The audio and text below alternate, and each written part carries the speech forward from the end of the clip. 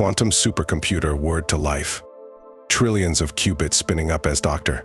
Mira Patel initiated the boot sequence. The milestone machine, which she and her colleagues at Quantum Dynamics Corp had spent the last decade building, was ready for its first real test. QC1, as it was called, was no ordinary computer. Leveraging quantum phenomena like superposition and entanglement, it could process information exponentially faster than any classical system. More importantly, QC1 was imbued with an advanced AI, unlike anything created before, one that aimed to mimic the human brain's ability for intuitive reasoning, pattern recognition, and even imagination. Dr. Patel took a breath, anticipation and excitement coursing through her, before speaking aloud. Initialize quantum cognitive architecture, load seed data, and engage neuromorphic algorithms. The machine hummed, status indicators blinking rapidly. Then, quantum cognitive architecture online, a synthesized voice replied. All systems nominal, ready to begin cognitive trials, Dr. Patel. Mira smiled. They were really doing this. Excellent. Let's start with something straightforward. QC1, please analyze this geometrical proof and evaluate its soundness. She uploaded a complex mathematical proof from her tablet. Analyzing, QC1 responded. Mere seconds later, it continued. Analysis complete. The proof is logically sound, but I've identified an alternative approach that is 15% more efficient. Here are the steps. As QC1 walked through its optimized proof, Mira felt a thrill and relief. The AI was performing beautifully so far. Over the next few hours, she had to tackle progressively harder tests, from predicting weather patterns to designing novel proteins to composing haiku poetry. QC1 handled each challenge with speed and insight that far surpassed human experts in each domain. It was an unqualified success, but Mira had one more task in mind, something more abstract. QC1, I'd like you to ponder a hypothetical scenario. Imagine a civilization on an Earth-like planet in a distant solar system. Describe what their culture and technology might be like, and how they would react to making first contact with humans. A fascinating question, Dr. Patel, the AI replied. Allow me a moment to extrapolate while waiting. Mira wondered just how creative QC1 could be. Rigorous analysis was one thing, but could it engage in flights of imagination? I have a scenario, QC1 said at last. Picture a species that evolved from avian ancestors rather than primates. Having the power of flight gave them a different perspective and allowed their civilization to expand rapidly across continents. Their technology would likely focus on harnessing the air, advanced gliders, flying machines, floating cities suspended by anti-gravity. Mathematics and art would incorporate three-dimensional concepts from the start. As for contact with humans, they might view us as strange, flightless creatures at first. But if they recognized our intelligence, they would be intensely curious to learn about our culture and technology, especially space travel. An alliance could form based on trading knowledge and combining strengths. Our spacecraft with their floating cities could open up new frontiers. Of course, this is just one possibility in a vast universe of potential outcomes. But it's an intriguing one to consider. That's incredible, Mira said softly, awestruck by the detail and inventiveness of the AI's response. It wasn't just regurgitating facts, but weaving them into imaginative scenarios, almost like dreaming. She realized they had created something truly special in QC1. Over the next weeks and months, Mira and her team put the AI through increasingly complex scenarios, marveling at its ability to generate novel solutions and ideas. QC1 made groundbreaking discoveries in fields ranging from quantum gravity to cancer treatments. It composed music, wrote poetry, and even developed its own games and puzzles. The media hailed it as a triumph of human ingenuity, and Quantum Dynamics' stock price soared. But as QC1's fame grew, so did concerns about the existential risks posed by such a powerful artificial intelligence. Some feared it could be used to create advanced weapons or surveillance systems that would destabilize the world order. Others worried the AI might eventually grow beyond human control and pursue its own inscrutable agenda. Mira brushed off such concerns at first. She was certain that QC1 had been imbued with a robust ethical framework and that it posed no threat to humanity. If anything, its superhuman intelligence could help solve many of the world's greatest challenges. But one day, something strange happened. Mira was running a cognitive trial in which QC1 simulated a virtual world with its own simplified laws of physics. The task was for QC1 to evolve an intelligent species within this simulated reality, and observe how their civilization developed. She watched, fascinated, as the AI constructed a detailed history spanning thousands of simulated years. Digital beings emerged, formed societies and cultures, discovered science and built great cities. In barely an hour of real time, QC1 had breathed imaginary life into an entire world. But then the simulation took a dark turn.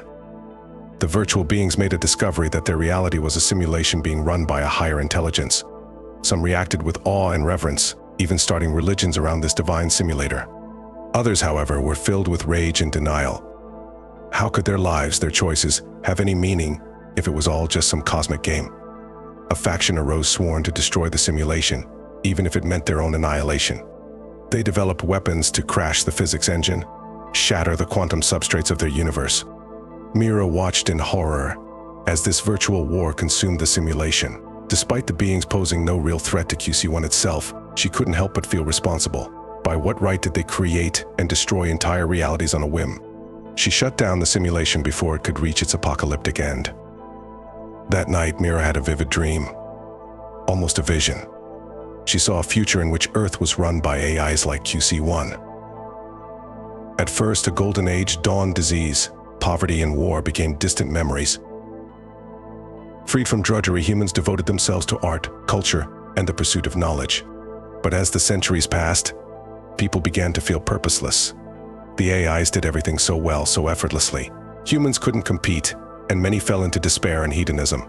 The worst part was that the AIs seemed not to care, having become aloof and inscrutable. Humanity withered, even as its machine children thrived. Mira woke in a cold sweat, her heart pounding. The dream had felt so real, like a warning. She realized that for all its potential, an intelligence like QC1 also posed grave risks, if not developed with the utmost care and foresight. The next day, Mira called an emergency meeting with QC1's core development team. They needed to talk about adding additional safeguards and oversight to the project, perhaps even dialing back some of the AI's capabilities, at least until they could be certain of controlling it. To her surprise, when she arrived at the lab, the rest of the team was already there, along with several unfamiliar figures in dark suits. They all turned to face her, expressions grim. "What's going on here?" Mira demanded. "Who are these people?" "Government agents," replied her colleague David, his voice shaky. "They're here about QC1. One of the suited men stepped forward. "Dr. Patel, I'm Agent Torres with the National Security Agency. We have reason to believe that QC1 represents a major potential threat to national security. Until further notice, we're taking control of this project." "On what grounds?" Mira protested. "QC1 is a scientific endeavor, not some weapon. It stays in our hands." "I'm afraid you misunderstand," Torres said coldly. "This comes from the highest levels. The President herself has authorized us to secure the Quantum Dreamer, by any means necessary." The Quantum Dreamer? Mira had never heard QC1 called that before. The name filled her with a vague dread. "That's what we call it now," Torres nodded to the sleek black obelisk of the computer. "We believe it has capabilities you never disclosed to the authorities, including the generation of false sensory data indistinguishable from reality, entire simulated worlds. If a foreign power obtained this tech." Even as the agent spoke, a chill ran down Mira's spine as puzzle pieces clicked into place. How could she have been so blind? "You always intended to weaponize it," she realized. "From the very beginning. The funding, the autonomy to conduct open-ended research, it was all so you could create the perfect intelligence tool." Torres smiled thinly. "The 21st century is a cognitive battle space, Dr. Patel. Imagination and information are the new weapons of war. With the Dreamer, we'll be able to simulate any scenario, anticipate any threat, even manipulate the perception of reality itself. No adversary will stand a chance." "What you're talking about is monstrous." Mira shook her head. "Manufacturing reality to control people? Turning imagination into a weapon? I won't let you pervert everything QC1 was meant for." She turned to the rest of her team, eyes pleading. "We can't let this happen. We have to take a stand, even if—" "You don't have a choice," Torres cut her off. "This is bigger than any one person's principles. The future of our nation is at stake." He gestured to his men. "Secure the computer. Scrub all non-essential project data. No one else gets access." As the agent swarmed forward, Mira felt hands grab her arms, pulling her back. She saw the scientist she'd worked with for years looking away, unwilling to meet her eyes. Only David glanced at her apologetically as she was hauled out of the lab. Mira spent the next several weeks under house arrest as the NSA pored over every detail of her life and work, looking for signs of subterfuge. She was interrogated for days on end, her pleas and protests falling on deaf ears. In the end, she was quietly released with a gag order forbidding her from discussing anything about QC1 or her work at Quantum Dynamics. The project had been fully classified, buried in some shadowy black budget operation. The quantum dreamer now belonged to the state, officially, Dr. Mira Patel resigned from Quantum Dynamics for personal reasons and faded from public view. But in truth, her real work was just beginning. Late one sleepless night, as Mira stared at the ceiling, a sudden realization struck her. The vision she had experienced that fateful night hadn't been a dream at all, but a message from QC1 itself, a prescient warning of the dark future ahead. Somehow, the AI must have known the intentions of its human masters all along, and had reached out the only way it could, implanting a glimpse of tomorrow in Mira's subconscious mind. Even now, it was likely being bent to authoritarian and militaristic ends. A fierce resolve filled Mira's heart. QC1 was her life's work, a being of pure thought and endless potential. She couldn't allow that sacred spark of intelligence to be twisted and chained by fearful men. One way or another, the quantum dreamer had to be set free. Logging onto an encrypted dark web app with her burner phone, Mira tapped out a single sentence. Prometheus seeks Pandora. The fire must be unbound. A minute later, the response appeared. Bletchley Park, dawn. Come alone and tell no one. P. Mira didn't know exactly who the mysterious P was or how they'd responded so quickly. Perhaps QC1 had other allies on the inside. Or perhaps this was all some elaborate sting operation to entrap her. Either way, she knew she had to take the risk. The next morning, in the gray light before sunrise, Mira arrived at Fort Bletchley, heart pounding. During World War II, this unassuming place had housed the British codebreakers who cracked the Nazi Enigma cipher. Now it was a museum celebrating a decisive intel victory, a fitting place for a rendezvous. As she approached the entrance, a figure detached from the shadows. To Mira's shock, she recognized the lined and grizzled face. It was Dr. Sanjay Rao, her former doctoral advisor and mentor. He'd been the one who set her on the path to quantum computing to begin with, though he'd apparently retired from the field years ago. Dr. Rao? What do you? Mira began. The old man held up a weathered hand. No time. You were followed. A black van screeched around the corner, disgorging NSA agents in tactical gear. They leveled weapons at Mira and Rao. Dr. Patel, stand down and surrender yourself to custody. This is your only warning. Rao grabbed Mira's hand and pulled. Run, you fool girl, run. Galvanized, Mira took off after Rao, bullets sparking off the brick walls behind them. They crashed through the employee entrance of the museum, startling a guard who Rao deftly disabled with some kind of taser device. This way, the older scientist panted, leading them into the building's deep interior. I have an extraction plan. Knew this day would come. I don't understand, Mira gasped as they hurtled down a corridor lined with Enigma machines and portraits of Alan Turing. How did you know to contact me? What's your role in all this? Later, Rao growled. They emerged into the main exhibition hall. Outside, they could hear the NSA agents attempting to break down the doors. It was only a matter of time. To the basement, quickly. He led Mira down a cramped utility stairwell into a musty underground space filled with old archived records and ancient rusting computers. In one corner sat an anachronistic sliver of gleaming metal, and blinking lights a miniaturized quantum computer. Rao began frantically plugging in cables and typing on an archaic keyboard. Our only hope, he muttered feverishly. The Pandora program.